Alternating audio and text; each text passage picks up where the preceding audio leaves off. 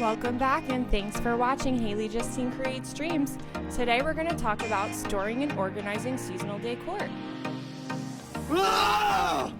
The first thing you're going to want to do is gather all the things that you have. Now today we're working with Halloween, but this applies to any holiday. Our secret tip is write every item down, and we're going to put that list on the outside of the bin. You're going to want to separate all items by category. Yes, you're so fabulous. See it all, y'all. Keep outdoor and exterior decor in its own bin. They be dirty girls. Bin, trust us, it loves it. Mr. Bones can finally rest in peace now that he's in the right bin. Organize as you go and keep like items with like items. This is very important if you don't want to rip your hair out later.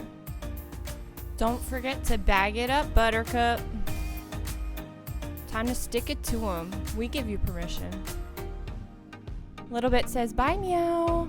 And thanks for watching Haley Justine Creates Dreams. We'll catch you next time. Bye.